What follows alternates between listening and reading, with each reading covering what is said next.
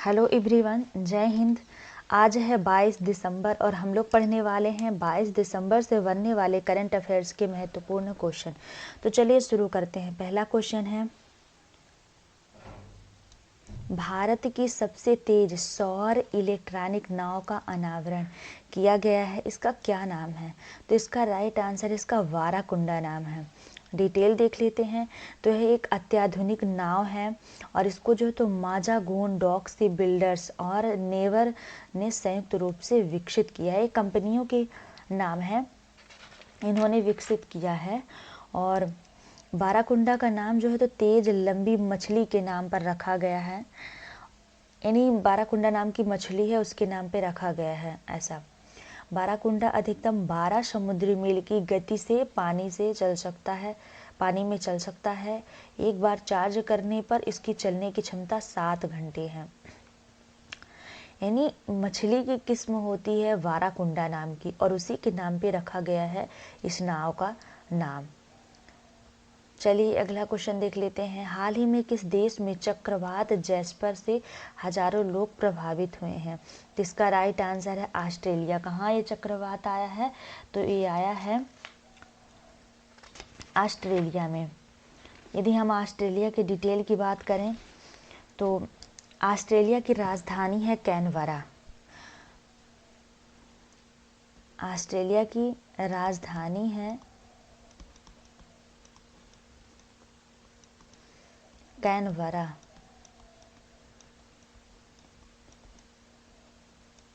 और ऑस्ट्रेलिया की मुद्रा है ऑस्ट्रेलियाई डॉलर। मुद्रा क्या है? तो मुद्रा है, यहाँ पे मुद्रा लिख देते हैं, सॉरी। तो मुद्रा क्या है? मुद्रा है ऑस्ट्रेलियाई डॉलर। ऑस्ट्रेलियाई डॉलर।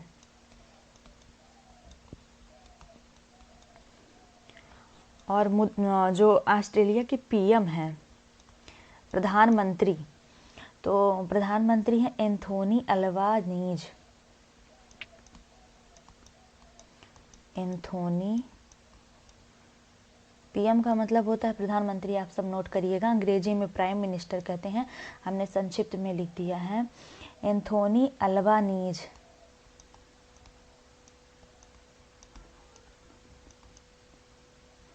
एंथोनी अल्बानीज हैं ऑस्ट्रेलिया के प्रधानमंत्री। चलिए अगला क्वेश्चन देखते हैं। आप सबको पता है बांग्लादेश का बिपरजॉय चक्रवात अभी हाल ही में कुछ दिन पहले आया था। बिपरजॉय बांग्लादेश को प्रभावित किया था और बांग्लादेश ने ही इसका नामकरण भी किया था। आप भारत का कोई और श्रीलंका का किसी चक्रवात का नाम बताइए। अगला हाल ही में कौन सा राज्य एफडीआई प्राप्तकर्ता के रूप में देश में शीर्ष स्थान पर रहा है? तो इसका राइट आंसर है महाराष्ट्र। कौन रहा है? तो महाराष्ट्र रहा है। डिटेल देख लेते हैं। महाराष्ट्र का गठन हुआ था 1 मई 1960 को। इसकी राजधानी है मुंबई। राज्यपाल हैं रमेश बैस। लोकसभा सीट है 48, राज्यसभा सीट है 19 और विधानसभा सीट है 288। विधान परिषद सीट है 78। और राजस्थान की बात करें तो यहाँ भी हाल ही में चुनाव हुए हैं भारत के 5 राज्यों में, जिसमें राजस्थान भी शामिल है। तो यहाँ के जो सीएम हैं, मुख्यमंत्री हैं, अभी नए बनाए गए हैं भजनलाल शर्मा। भजनलाल शर्मा ये पीएम है, अभी हाल ही में चुने गए हैं। तेलंगाना के सीएम बने हैं रेवंत रेड्डी। रेवंत रेड्डी ये अभी हाल ही में बनाए गए। और उत्तर प्रदेश के सीएम हैं योगी आदित्यनाथ। योगी आदित्यनाथ।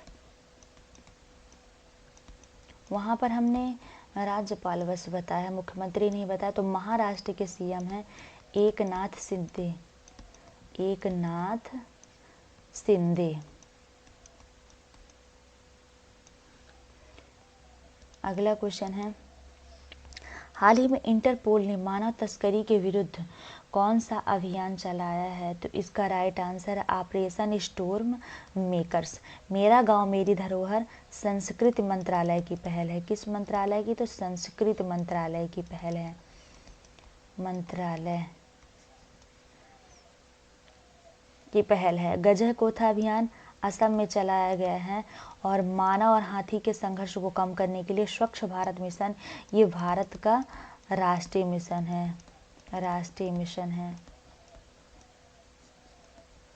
और इसके द्वारा स्वच्छता पर विशेष ध्यान देने के लिए ऐसा है। और जो मानव तस्करी है, तो मानव तस्करी का वर्णन किस अनुच्छेद में है, यदि ऐसा पूछ ले पॉलिटी में, तो अनुच्छेद 23 में मानव तस्करी को रोकना, या मानव तस्करी का वर्णन है। आप लोग ऐसा नहीं करिए कि मानव तस्करी का वर्णन है,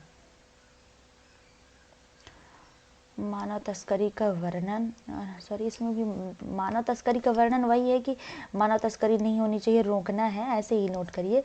तो मानव तस्करी को रोकना अनुच्छेद 23 में वर्णन है। अनुच्छेद 23 के द्वारा ये मतलब कहा जाता है कि मानव तस्करी नहीं होनी चाहिए। यदि हम बात करें इंटरपोल की, तो इंटरपोल की स्थापना हुई थी, स्थापना हुई थी 1923 में 7 सितंबर, या सीपी का मतलब होता है सितंबर 2023 को। अरे सॉरी 2023 नहीं, यहाँ हमने गलत कह दिया, 1923।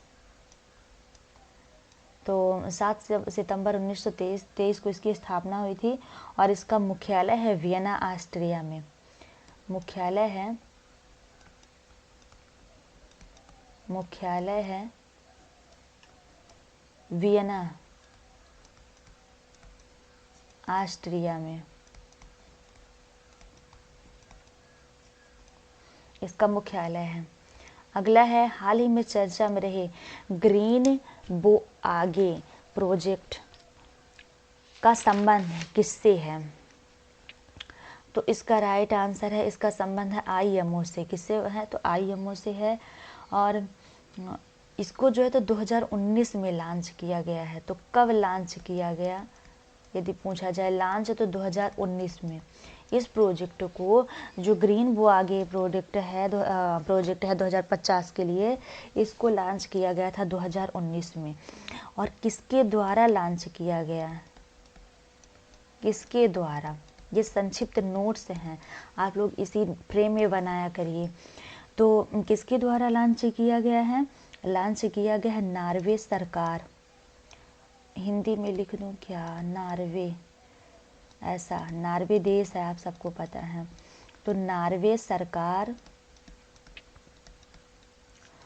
और आईएमओ ये दोनों मिल करके लॉन्च किए गए हैं, द्वारा ये लॉन्च किया गया है। ठीक है, अब आईएमओ के बारे में हम पूरी डिटेल बाद में बताएंगे। इसका उद्देश्य क्या है?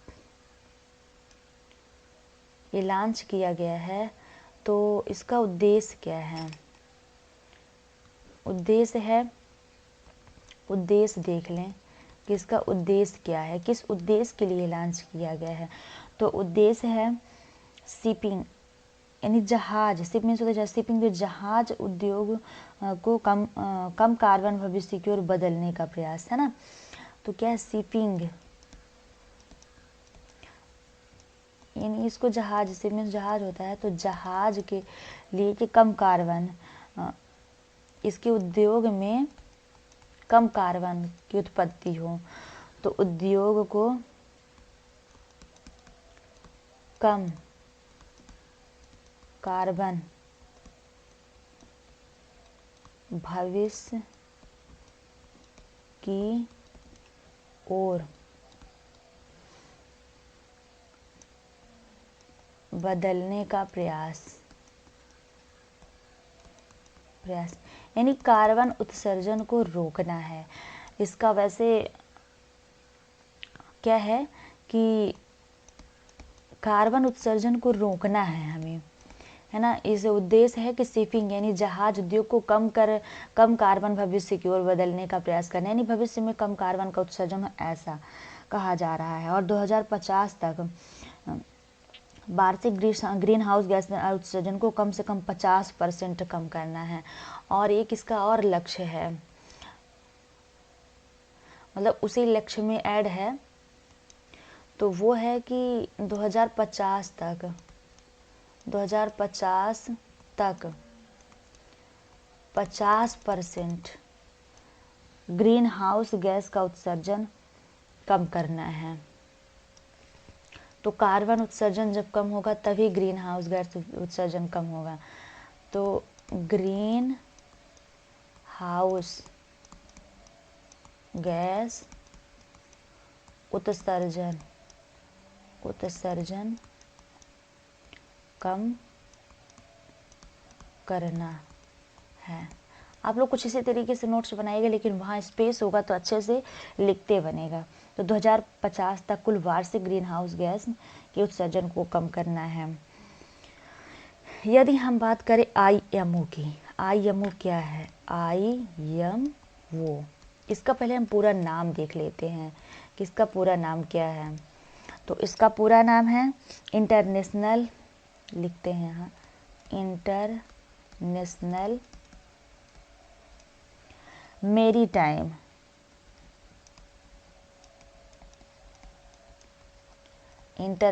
मेरीटाइम ऑर्गेनाइजेशन,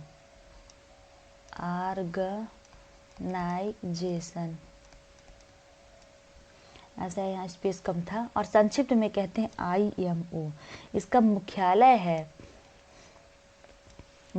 है लंदन में। मुख्यालय कहाँ है? तो लंदन। और ये लंदन कहाँ है? तो यूके में है। यूके का पूरा नाम होता है यूनाइटेड किंगडम। यूके ब्रिटेन को कहते हैं। अगला फैक्ट है, स्थापना इसकी कब हुई थी? स्थापना हुई थी इसकी 17 मार्च 1958 में।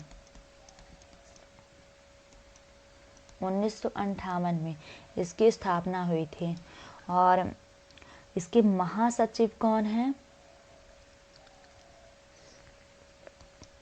इसके महासचिव हैं, महासचिव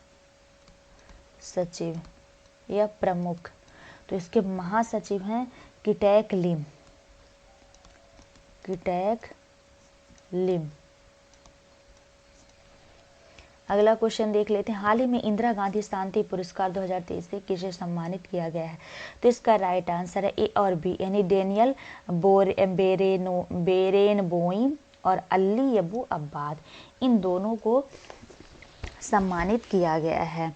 अब हम यदि बात करें कि डेनियल बोरोन क्या है, तो ये मशहूर पियानो वादक है, मशहूर पियानो वादक। और अली अब्बाद ये शांति कार्यकर्ता हैं, यानी शांति के लिए जो कार्यकर्ता हैं। और ये डेनियल बोरोइन कहाँ के हैं? तो अर्जेंटीना के हैं, अर्जेंटीना के हैं ये। और यहाँ पे गलत हो गया, इसमें सही से लिखते नहीं बनता है, बहुत प्रैक्टिस लगती है। तो अर्जेंटीना के हैं। और ये शांति कार्यकर्ता कहाँ के हैं? अली अबू अब्बाद, तो ये फिलिस्तीन के हैं, फिलिस्तीन।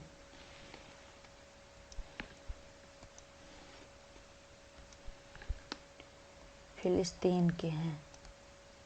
ये कहाँ के हैं? तो फिलिस्तीन के हैं।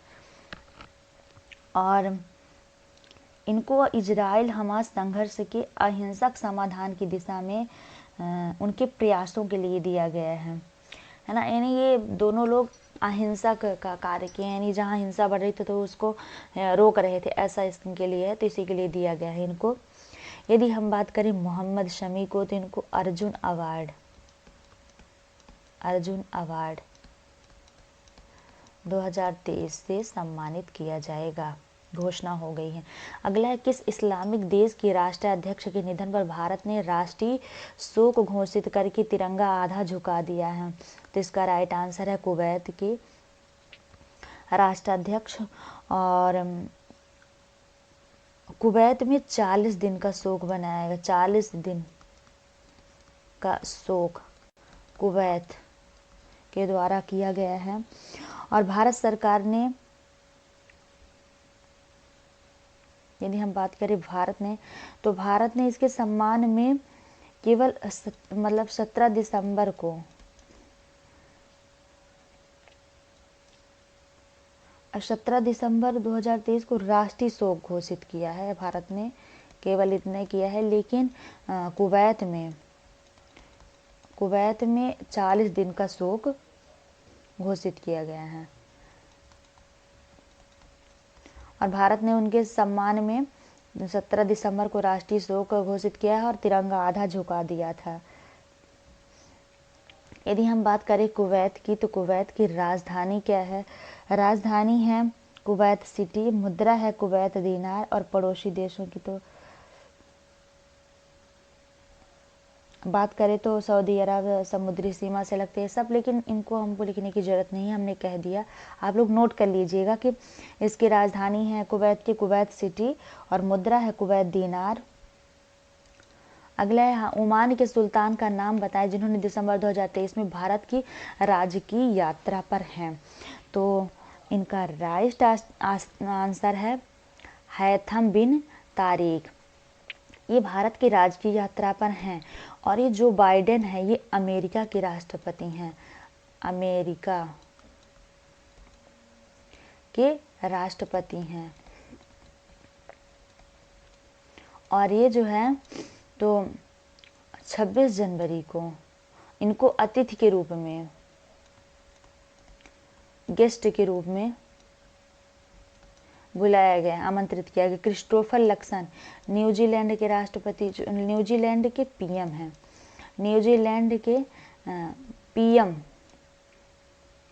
चुने गए हैं अभी हाल ही में। और ये विलियम समोई रुतो, ये भी भारत की राजकीय दौरे पे हैं, तो भारत के दौरे पर आए हुए हैं। ये केन्या के हैं,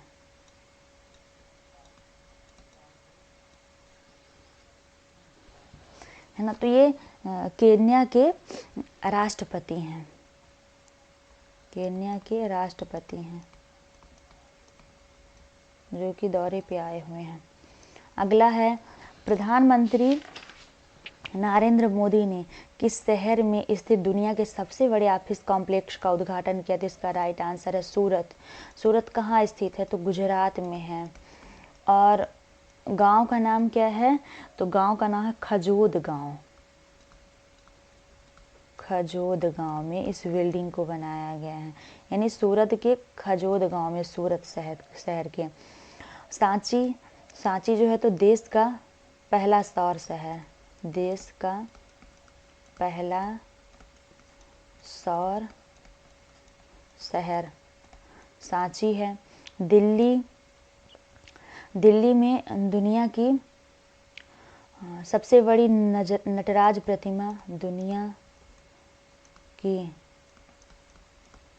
सबसे बड़ी नटराज प्रतिमा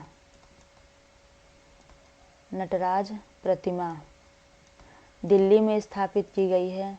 दिल्ली के कहाँ? भारत मंडल में। अयोध्या जो है तो उत्तर प्रदेश का पहला सौर शहर, यानी उत्तर प्रदेश राज्य का पहला सौर होगा, उत्तर प्रदेश राज्य का पहला सौर शहर अयोध्या बना है। So thanks for watching my video. आशा है कि ये वीडियो आपके लिए काफ़ी हेल्पफुल होगी और आप वीडियो को पूरा ज़रूर देखेंगे। Thank you.